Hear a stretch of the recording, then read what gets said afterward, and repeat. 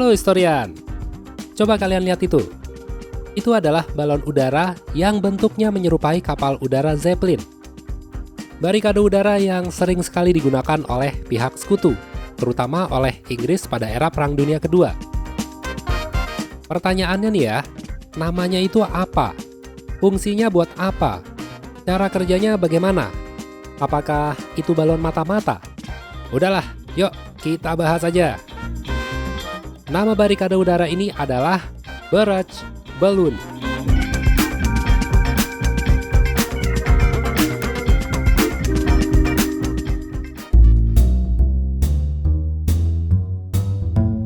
Oke, sebelum saya bahas cara kerjanya, saya cerita sedikit sejarahnya dulu ya. Jadi gini, pada era Perang Dunia Pertama, penggunaan pesawat terbang untuk kebutuhan militer semakin masif digunakan. Fungsinya tidak hanya sebagai pesawat intai, tapi juga menjadi pesawat tempur, pesawat pembawa bom, hingga pesawat transport logistik.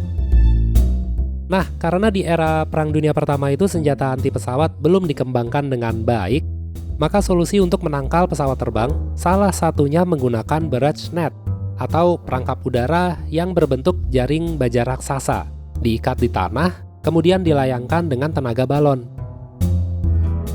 Di era Perang Dunia Kedua, meski senjata anti pesawat sudah jauh lebih bagus ya, namun pertahanan udara seperti ini masih digunakan. Contohlah, kota London di Inggris saat mereka berusaha bertahan dari serangan udara pesawat-pesawat Jerman. Lebih tepatnya pada awal-awal terjadinya Perang Dunia Kedua. Seberapa besar ukuran balon ini?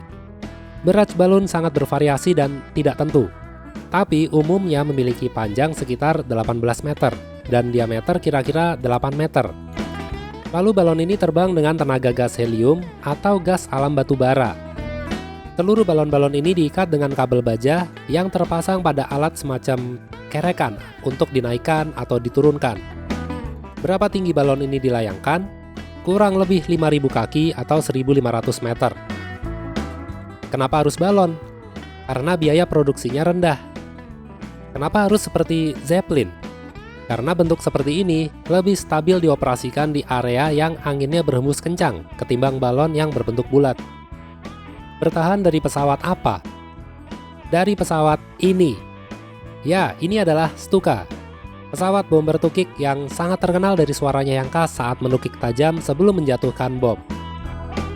Semua tahu ya, Stuka itu cara menyerangnya dengan menukik tajam, mengeluarkan suara seperti sirene, kemudian menjatuhkan bom ke target yang dituju. Lalu naik dengan cepat dan selamat. Kira-kira kayak gitu. Pokoknya, Inggris memproduksi barrage balloon untuk melindungi kota-kota mereka dari serangan pesawat ini. Cara kerjanya itu gimana?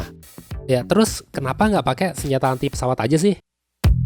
Ini bos, biar jelas kita langsung ke contoh visualnya aja ya.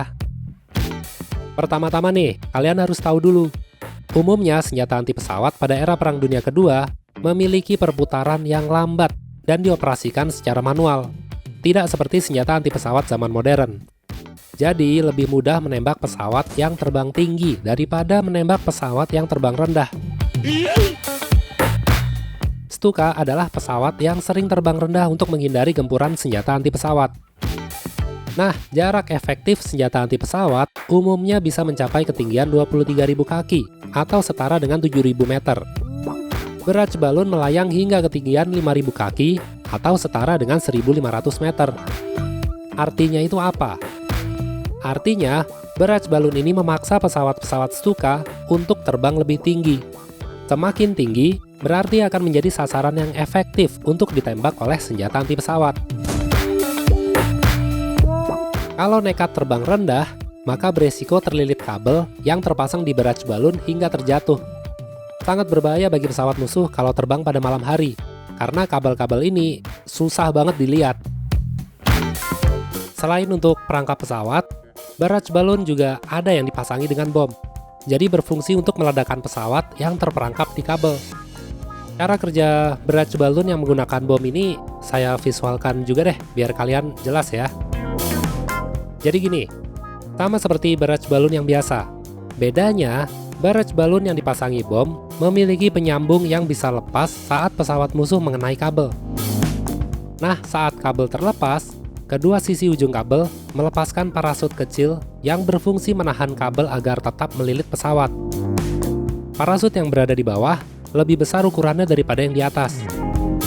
Kemudian, saat kabel tertarik ke bawah, bom yang terpasang semakin lama akan semakin mendekati badan pesawat.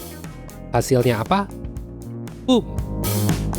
Ya, kayak gitulah kira-kira cara kerjanya. Barrage balon paling banyak digunakan oleh pihak Inggris saat maraknya pemboman oleh Jerman di London. Sekitar 1.500 balon dioperasikan di 450 titik area perkotaan. Kemudian saat terjadinya D-Day di Normandy, pihak sekutu juga menggunakannya agar kapal-kapal mereka terlindungi dari serangan bom bertukik Jerman.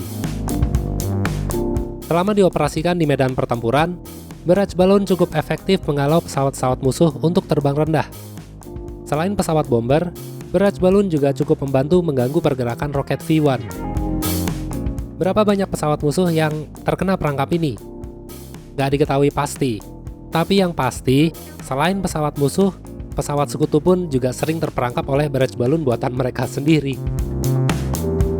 Oke, sedikit informasi buat kalian.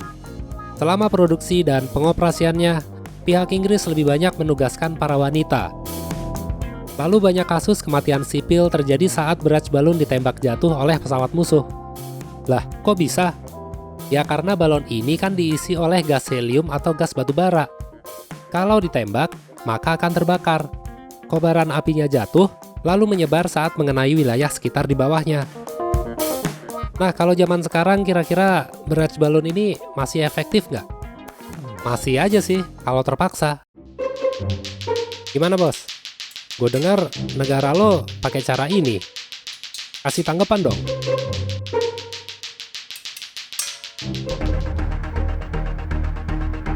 Ya, begitulah cara kerja barrage balon saat terjadinya Perang Dunia Kedua.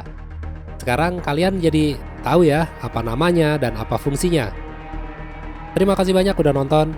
Kita bertemu lagi di video-video berikutnya. Oh ya, jangan lupa untuk jaga kesehatan. Bye-bye semua.